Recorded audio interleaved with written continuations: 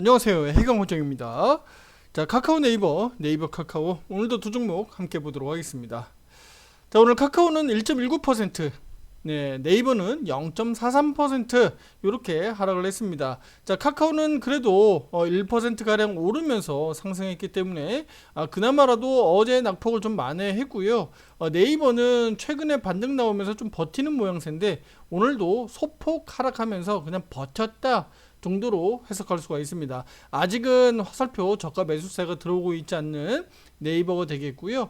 카카오는 우리 이렇게 어제 시세가 좀 이렇게 아래로 내려오면서 매도 신호가 어제 신규로 좀 나왔는데 오늘 이렇게 반등 나오면서 다시 한번 단기 추세선들을 좀 회복할 수 있을지 우리가 요거 좀 주목해서 보시면 좋겠습니다. 자, 오늘은요 카카오 엔터 매각과 관련된 부분들 핵심적인 내용들 다시 한번 좀 중요한 부분들 말씀드리도록 하겠고요. 그리고 네이버 같은 경우는 이번 실적 발표 내용들 기사 나온 내용들이 좀 있어서 그거 포함해서 좀 말씀드리겠고 또 미중 간의 그 어떤 이런 관세 전쟁과 관련된 부분에서 좀 반사이익 효과가 있을 수 있을지 요거 테무 가격 인상과 관련된 내용들 한번 짚어보도록 하겠습니다. 먼저 네이버부터 먼저 보도록 할게요. 자, 일단 실적 부분은 앞에서 한번 여러 번 말씀을 좀 드렸기 때문에 좀 간단히 말씀을 드릴게요. 일단은 뭐 네이버는 실적에 대한 부담감이 좀 덜고, 그쵸, 실적이 호조로 전망되고 있기 때문에. 하지만 카카오는 실적 부담이 좀 있다 이렇게 말씀을 드렸죠.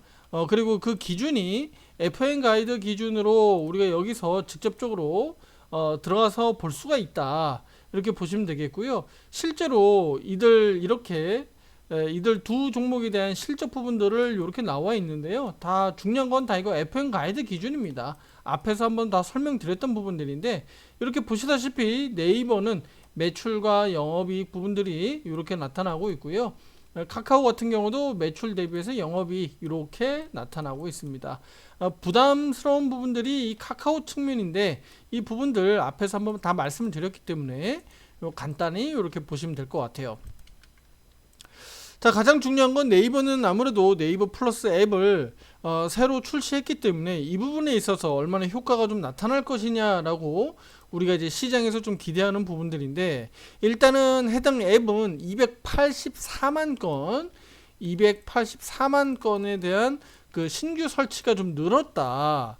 중국 테무는 116만 건에 비하면 압도적으로 좀 증가세가 나타났었기 때문에 긍정적으로 좀 볼 수가 있겠고요. 그래서 네이버 플랫폼 이런 경쟁력과 소비자 기반 확대가 일단은 1분기, 2분기 앞으로 가면서 좀 긍정적으로 실적에 좀 기여하지 않겠느냐라는 기대감을 가져볼 수 있습니다. 그리고 제가 서두에 말씀드렸던 미중 간의 이런 관세 폭탄 내용들이 지속되고 있는데 이번에는 미국이 중국발 소액 소포입니다. 소액 소포. 한마디로 뭐 쉬인이라든가 테무라든가 이런 소포 배달 배송 얘기하는 거겠죠. 자, 이 소액 소포에 대해서 관세를 매기겠다, 크게 매기겠다는 겁니다. 그래서 관세 폭탄을 예고하면서 쉬인과 테무 같은 경우는 25일자입니다. 25일자부터 가격 인상하겠다라고 밝혔습니다. 그래서 상대적으로 뭐 네이버라든가 쿠팡이라든가 반사 이익을 좀 얻을 수 있을지 앞으로 좀 주목해 보시면 좋겠습니다. 자, 그리고 우리 카카오로 좀 넘어가 볼게요.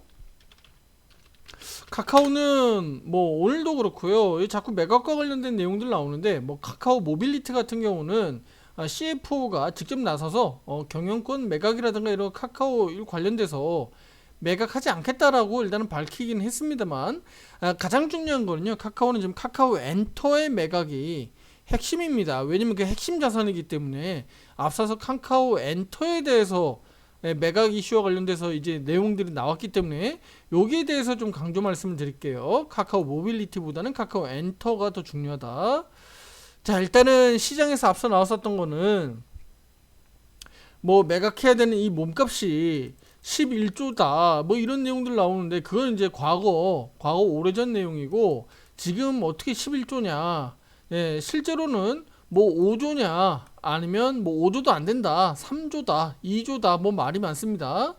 갑론을박 말이 많은데 어쨌든 지금은 우리 카카오 주가도 이만큼 떨어져 있고 카카오 엔터의 가치도 이만큼 많이 떨어져 있는 상황입니다.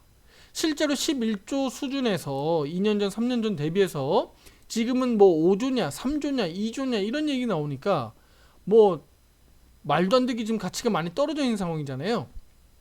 근데 지금 이렇게 많이 떨어져 있는 상황에서 이거 팔아야 되느냐? 평가 가치가 이만큼 뭐 절반 이상으로 다 떨어져 있는데 이걸 팔아야 되느냐?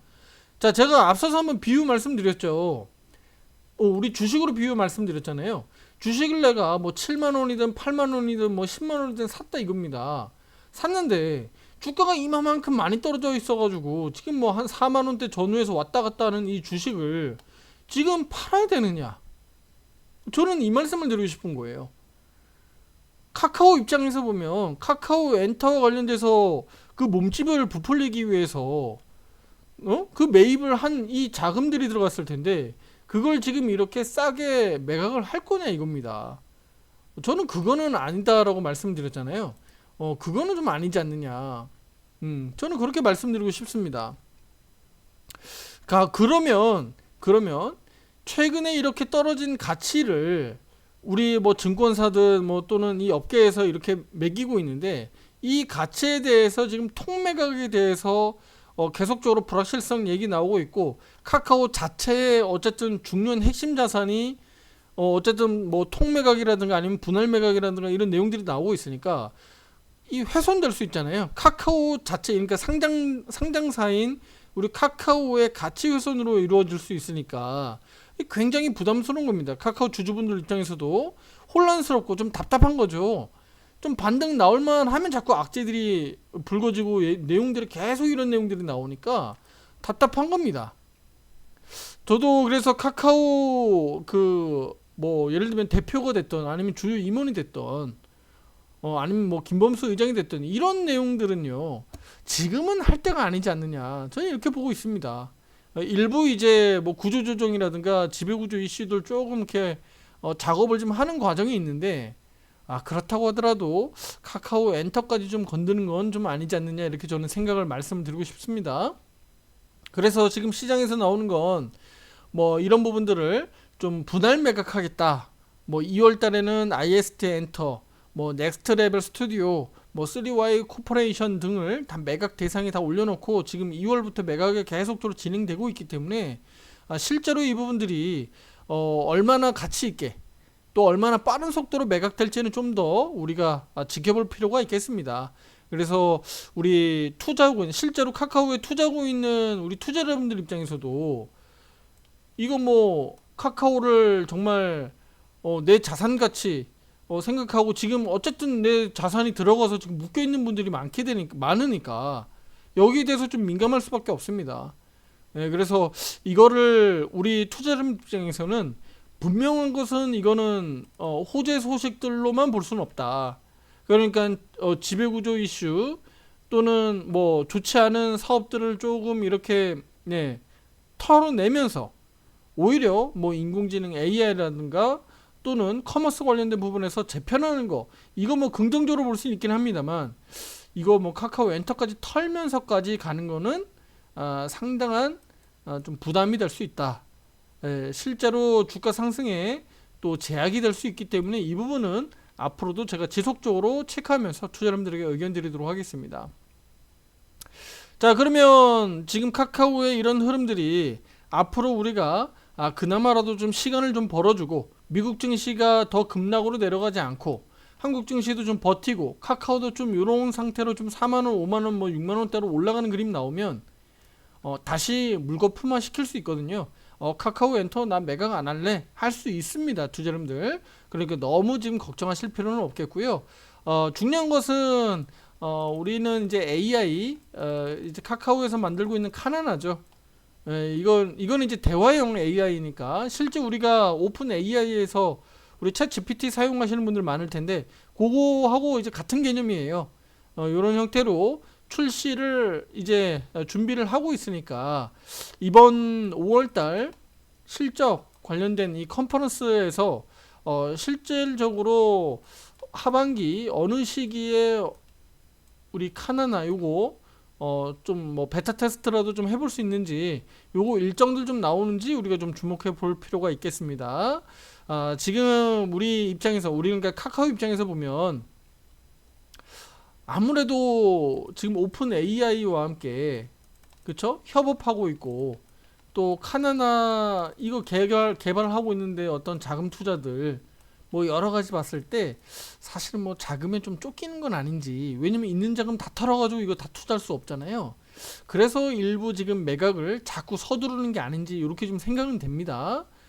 이렇게 자꾸 매각해가지고 그 자본을 이렇게 자꾸 좀 오픈 AI와의 어떤 MOU 협업 과정들 그 다음에 AI 카나나 요거 좀 만들고 있는 과정들 요런 과정에서 자꾸 자본이 자꾸 들어가 줘야 되니까 요런 데서 좀 필요한 자본을 좀 만들기 위해서 매각을 자꾸 서두르는 게 아닌지 요렇게 좀 보여집니다.